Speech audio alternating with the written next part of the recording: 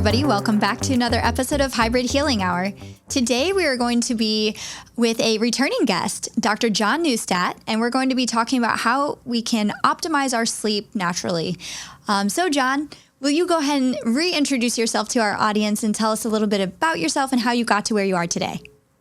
Oh, thank you. And thank you for having me back for an encore interview. There's so much to talk about when it comes to health, especially, integrative approaches and things that are challenging for people. One of the things that prompted me to dive into the research and get to the level of knowledge where I'm lecturing at medical conferences and created a solution for that.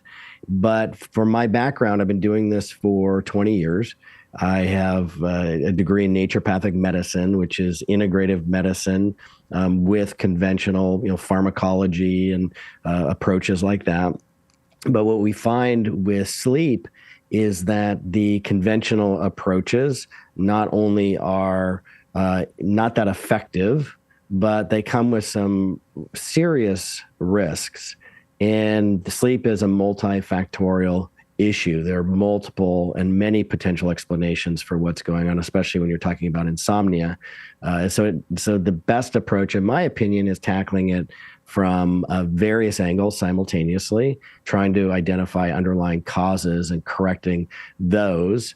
And I love research, and I love diving into the research and writing. I've written over 100 research reviews, and Elsevier, the world's largest publisher, is recognized me as one of the top 10 cited authors in the world for my work, and I've written numerous books. So this is not just researching, but creating solutions and helping to educate people is something that I love doing. I mean, that's great, because in our practice, sleep is one of the more common problems that people present with, and it's one of the four major pillars of health. But doctors, unless someone brings it up, doctors tend not to discuss it and talk about it. So I'm glad we're able to talk about this. Well, in fact, 70%, almost 69% of primary care visits, in those visits, the patient is dealing with a sleep problem. And yet, even many times within, as you probably know, primary care visits, people are going in for their chief complaint, what they made the appointment for. And so there's either not time for discussing sleep, the subject doesn't come up, or if they do bring it up, they can't talk about it because it wasn't part of the initial issue they were being treated for. And so insurance may not cover a second issue during that visit. Right. And a lot of times the simplest solution for physicians is to just give them a sleeping pill, Ambien, here you go. And those comes with challenges. I mean, those benzodiazepine or benzodiazepine-like drugs will definitely knock people out. But in order to get restorative sleep where our cells are able to repair and we wake refreshed and alert in the morning, you need to get into those deeper stage 3 and stage 4, what's called slow wave sleep. And the benzodiazepines don't do that. They keep people in that lighter stages of sleep. And now we know that benzodiazepines are associated with up to 500,000 excessive deaths each year. They increase grogginess, imbalance, fatigue. So at night, if somebody gets up to go to the bathroom, they're more likely to be at risk of falls and injuries. And even just taking half a dose on average for a year, over the course of a year per day is not even per day, but half a dose per year is associated with increased risk of death. And people are taking these for years, every night.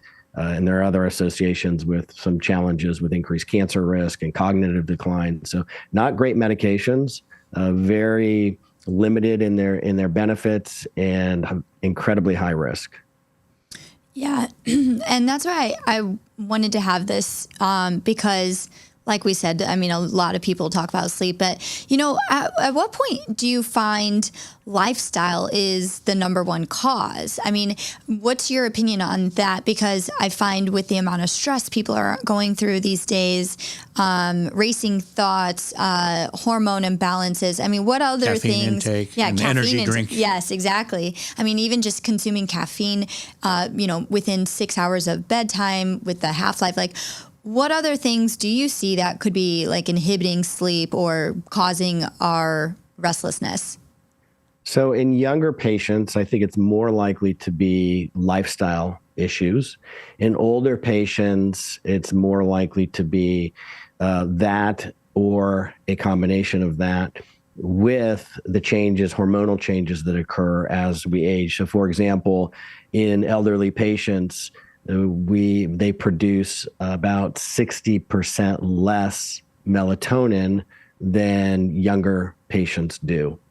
And they're more likely to be on medication. So if people are on beta blockers, that depletes melatonin as well. So making sure that in a medication review and its effects on sleep are evaluated is one of the important things. But definitely habits, sleep hygiene, sleep habits, lifestyle habits are primary causes for problems with sleep. And many people, Fitbit did an amazing study years ago, and they looked at 6 million data points. And they evaluated what is the most consistent predictor of poor sleep. Is it latitude? Is it the age? Is it a male versus female? What they found is that it's the time somebody goes to sleep, the consistent time. If they have a consistent bedtime, that is the best predictor of quality sleep.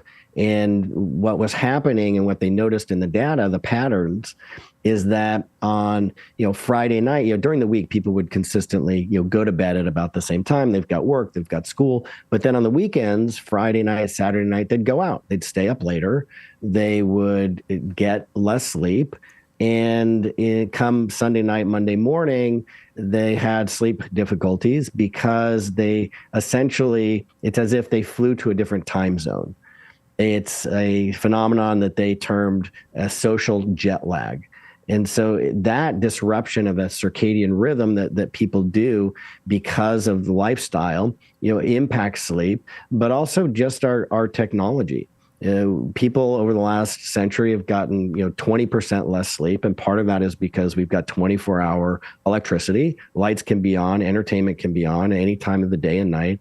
And now with cell phones and tablets, and people go to bed with them, studies showed that just reading on one of those devices before bed instead of good old-fashioned paper books, it only decreased sleep onset, that is how long it takes somebody to fall asleep, by 10 minutes. And when I read that study, I'm like, okay, that's no big deal. But then I kept reading, and what they discovered is that the people who were on those devices right before bed, that they produced less melatonin, and it took them hours longer in the morning to feel fully awake. And very interesting. Yeah. And I kind of want to, I have so many thoughts right now. Yes, in the exposure to blue light or, right before bed and things like that. And now there's red light, red glasses to block the bright lights and stuff like that. So, yeah, I definitely want to go back and talk about the sleep hygiene and, what people should do. But people know about melatonin as a supplement, but can you go ahead and describe melatonin with circadian rhythm? Sure. So our body naturally produces melatonin, like probably everybody knows. And like many other hormones, including cortisol and other hormones, there's a diurnal rhythm to it. There's a predictive pattern to that hormone and when we produce it, depending on the time of day. So for melatonin, it increases in the evening and peak at about 10 p.m.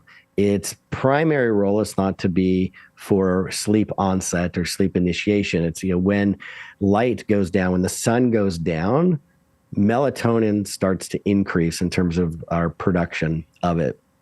And then it peaks at 2 a.m. in the morning approximately, and then at about 6 a.m. it's gone. So its primary role seems to be more for sleep onset and less so for sleep maintenance, keeping people asleep, although there seems to be a role for that as well. Awesome. Thank you so much for touching on that. And that's why, I wear the Aura ring, and I'm a huge fan. I'm obsessed with looking at my sleep data. And I think a lot of people don't realize all the roles involved with sleep. Like you already said, the time for onset, right? I notice, if I fall asleep immediately when my head hits the pillow, it says, you must have overdone it. I must have been extremely fatigued for the day, because you should fall asleep, more so, at least I'm going to say like longer than 3 minutes. It should take you longer than 3 minutes to fall asleep. I think that I forget what their range suggestion is, but like, a 10 minutes to 30 minutes, I think is an average time That's to correct. fall asleep. And that's one thing that people get really anxious about sometimes. They're like, well, it takes me so long to fall asleep, and they think they have a problem. And I ask them, how long does it take you? And they're like 20, 30 minutes. And I tell them that's really not technically a problem. Right. That's actually good, I think a lot of people don't realize how the natural way to sleep, they just expect they should, fall asleep. And there's so many other things that can keep you up, and restlessness as well. So, it tells me, am I moving a lot? Am I fidgeting during my sleep? And then not only, there's more to just your light sleep, deep sleep, REM sleep that people know. Absolutely. Absolutely. And one of the things that sometimes helps, is a challenge to getting people to sleep is muscle tightness. And that's discomfort. It's not always necessarily something, with melatonin or anxiety that somebody may have, or racing thoughts that keeping them from falling asleep, or having to get up in the middle of the night to go to the bathroom. Those are not always the issues. Sometimes people have a hard time finding a comfortable position, and it could be because they have tight muscles, or some pain in their body. It could be that they have the wrong pillow. And some of those solutions could be as simple as just trying to fix and find answers for those. And temperature also makes a big difference. I was just going to say that, actually. Because a lot of people don't realize that it needs to be a little cold for you to get optimal sleep. Yes, the research, my reading of it, what I found is you're talking about 68, 69 degrees.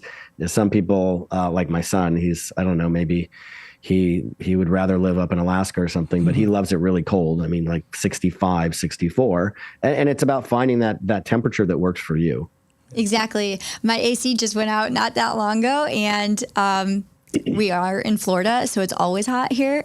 So It really, I definitely was watching my sleep data during that time. My heart rate was higher. It says, are you feeling okay? My temperature, it's just it's really intuitive, and so, there's a lot of factors. And it's funny you mentioned the muscle aches, because I actually experienced that as well. I'm usually not in pain, but I had a really hard workout one time. And when I was laying, I was like, my sleep was not good. I was restless with that. But another thing I notice is diet and alcohol. So if I eat dinner too late and close to bed, or if I just have a big meal at my normal time, but I'm still digesting, I notice my heart rate is still high, and it doesn't go resting. It doesn't rest or go down until later in the evening. So I'm very intuitive with that, and alcohol intake prior to bed as well.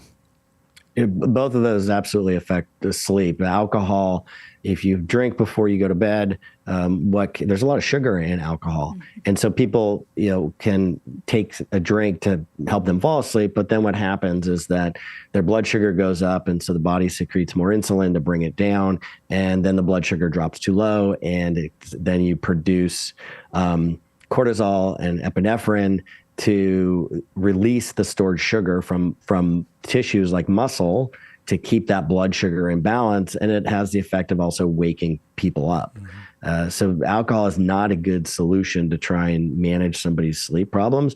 And diet is clear. I mean, not only is the Mediterranean dietary pattern, which I talked about last time, it's a phenomenal way of eating, is associated with better sleep and improving sleep. The other thing is people can have triggers. Acid reflux is a problem for people, especially as they get older, that can wake them up or keep them from falling asleep. And there are foods that can trigger that in people. So figuring out what works for them and what the triggers are and avoiding those foods, or working with you or other integrative functional doctors to try and get to those underlying causes and fix them can be really helpful. Exactly. And actually, I love that you talked on sugar in general, because I don't eat sweets. And so when I do eat a dessert, I also tag that, and I watch my data associate. There's a tag for sugar. And so anytime I eat anything like that, I also tag that, and I notice the same thing. So I like how, you associated that. And I love reviewing that with patients of ours who also wear the Oura Ring, and they're having struggles, and they don't quite know how to do the tagging. So I teach them, these are all the things you have to be intuitive about. Like, and pay attention. This is, you know, a lot of people don't realize every little thing can tweak what your sleep is like. Yeah. And I think that's such a great approach. I mean, one of the wonderful impacts that I feel that I've had in people's lives, and it sounds like you're doing, both of you, the same thing, is just helping them become more aware of their actions and their activities and the effect that it's having on their health. Most people just are not aware. They don't understand. And having that knowledge is the foundation for, you know, taking charge of their own health, making better decisions for long-term improved health. And so what are some natural substances that people can take that would help with sleep and that would be beneficial? We talked about melatonin. That's very popular as a dietary supplement. And a lot of people turn to that first. Melatonin by itself, I don't think is enough because that's not the role of melatonin in the body is not to, you know, keep somebody asleep all night. There are many other factors that go into that, but also melatonin has a short half-life. So within about 45 minutes, half of whatever the melatonin is that somebody took has been eliminated from the body. And then, I mean, let's be even more conservative and say an hour. So after the first hour, let's say somebody takes 3 milligrams of melatonin, you know, they only have 1.5 milligrams left. And an hour after that, you know, they have less than 1 milligram and so on. And so what happens is people end up taking higher and higher doses. So they'll sleep through the night and then they just knock themselves out so much that they feel hungover and groggy and brain fogged in the morning. So I like an approach that really comes at different angles at this. Supplementing with melatonin it can be helpful, but I also don't think that people need, you know, 3, 5, 7 milligrams of just standalone melatonin. What can also be helpful is some magnesium as a gentle muscle relaxant. I like magnesium glycinate because the glycine amino acid that it is connected to that helps carry it into the body is also an amino acid that is also an inhibitory neurotransmitter, meaning it calms down the nervous system. So glycine and GABA, both of those nutrients can be used. Our bodies use them to help calm down the nervous system.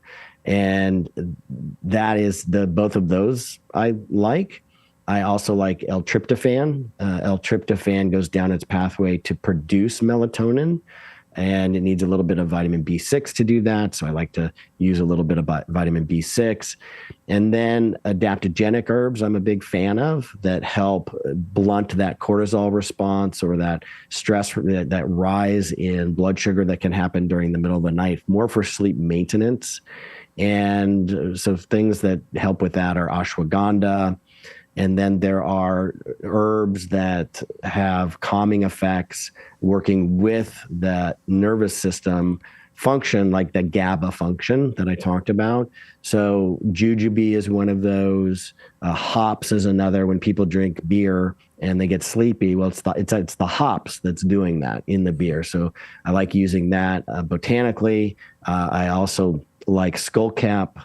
That has been shown to be very helpful for sleep as well. There are just so many options when it comes to natural substances. Do you know if there's any one of those that work more on like the different stages of the sleep? Or is it like the blend that, like you said, like the melatonin helps you fall asleep a little better? And then are there any of those that kind of help you stay asleep? Because I think that's another thing as a clinician that we do discuss, okay, do you have trouble falling asleep or is it staying asleep or both? Exactly. So there are two general, categories or phases of sleep. There's sleep onset or sleep initiation or falling asleep. And the second is, are you staying asleep? So the melatonin and the GABA, kind of are involved with that sleep initiation. And then obviously the muscle relaxation, but the sleep maintenance going through the night, as the night goes on, the GABA in terms of hormone and neuroendocrine issue is more responsible than melatonin. And so those herbs are looking at those, touching on those different issues, boosting GABA, the research has shown, improving quality of sleep. So there are two, there's the quantity of sleep, how much somebody sleeps, and then there's the quality of the sleep. So people can actually sleep less hours, but if they have a deep high quality sleep, they can feel just as refreshed as if they slept more hours, but the quality of the sleep was poorer. Yes. And I can attest to that. I love getting at least an hour and a half of deep sleep a night. So important. And with your Aura ring, it shows you that. It's amazing. Yes, I love it. And what about, do you have any data on like rhodiola versus the ashwagandha? Because for more like the stress hormones or, adaptogenics, like you said?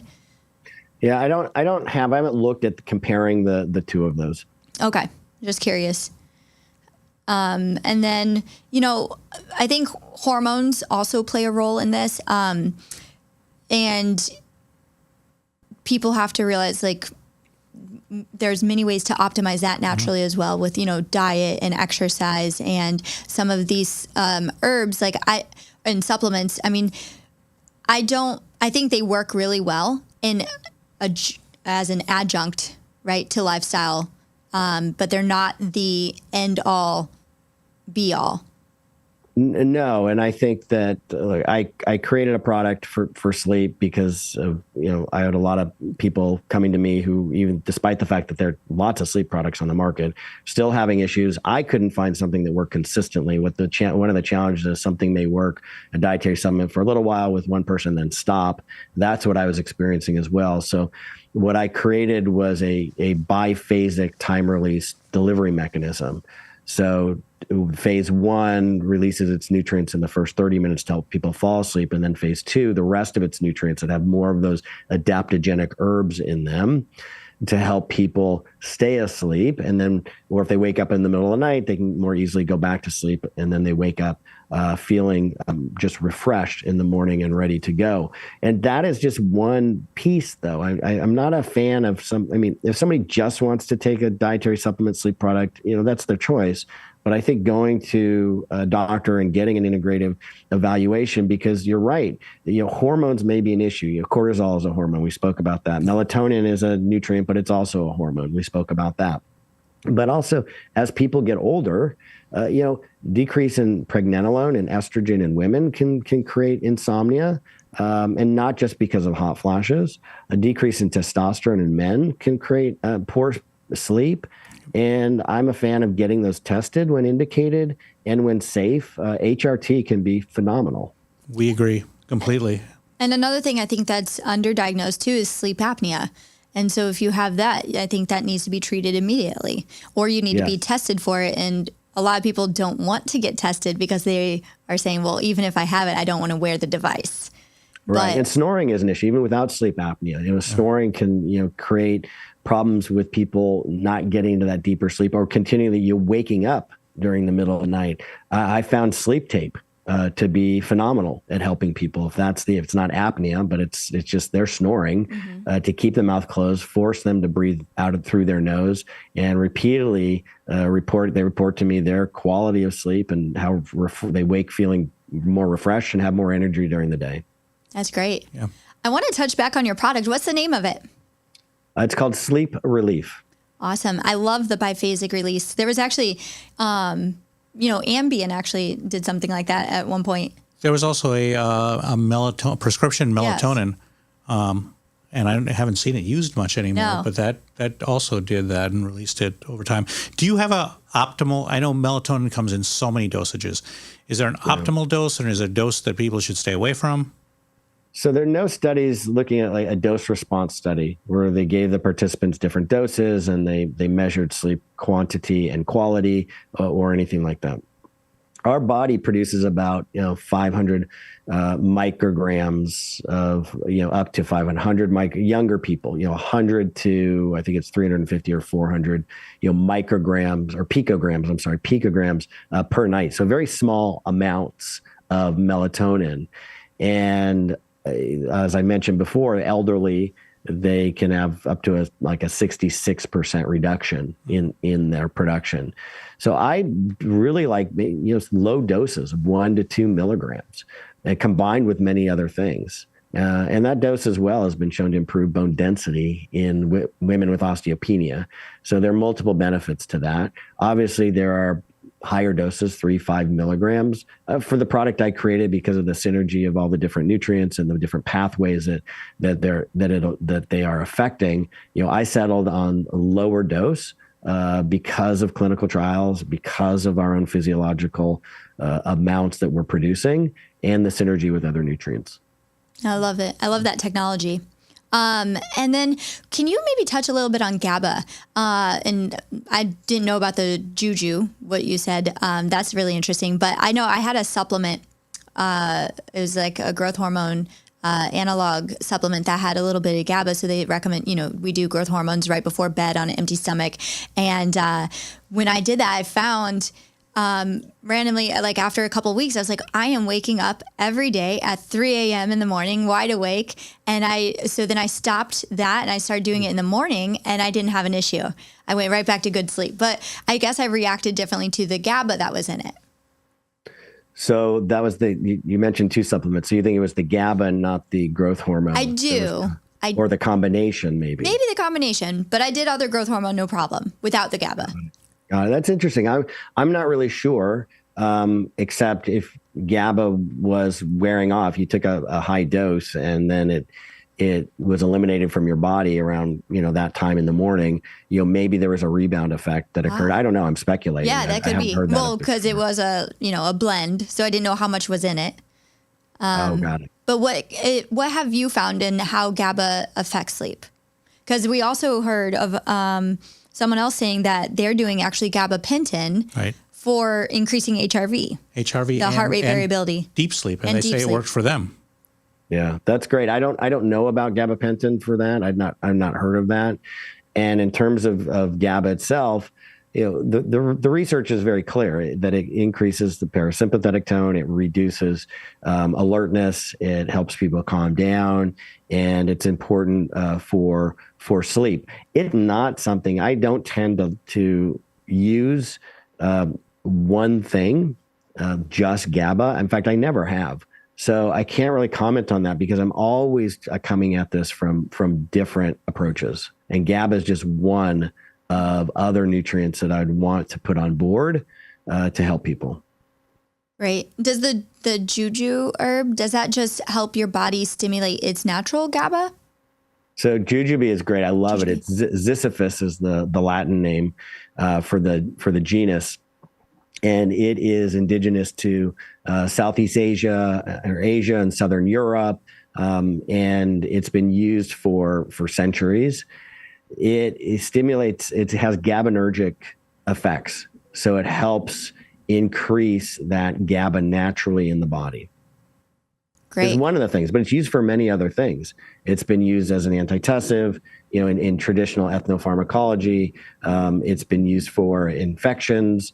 It's been used for blood pressure, just many different things around the world that it's been used for. And science has looked at this, and researchers, in terms of its effects neurologically on sleep and hormones, and it increases GABA. Awesome. Is one of the ways by which it works. Wow. That's impressive. Yeah. So, well, I am trying to think if there's anything else. Any other questions you have or anything else you'd love for our audience to know about natural remedies? Yeah, I think one of the important things is sleep can be a tough nut to crack, that there are many layers to it, and continuing to, figure out what the issue and the challenge is for, any one particular patient, can require some patience, and can require making sure that they're going to a doctor who is kind of understands the subtleties involved, like the both of you, who knows that, it's not just about, let me dispense a pill, but let's talk about diet. Let's talk about your lifestyle. Let's look at your age and hormones, many factors. So I think that it's one of these issues that is not as straightforward as something else like, osteoporosis. And it takes a multifactorial approach, like osteoporosis or any chronic disease, but it can be a little more challenging, I think, than osteoporosis at figuring out exactly what is going on and what somebody needs. And, one of the reasons why I created Sleep Relief is that it cuts across, all of these, many of these categories of what can be causing it, that muscle tightness, the anxiety and racing mind, the blood sugar control at night, attempting to take this multi-pronged approach to give a solution that can work for most people. But obviously there are other potential reasons and causes that can be going on. Absolutely. I think that was a great summary. Yeah. Can you go ahead and tell our audience how they can find you and your products? On my website is the best, nbihealth.com. nbihealth.com is the URL. Great. Thank you again for coming on. Yes, thank you. Thank you. It's been very informative. Thank you both. Bye.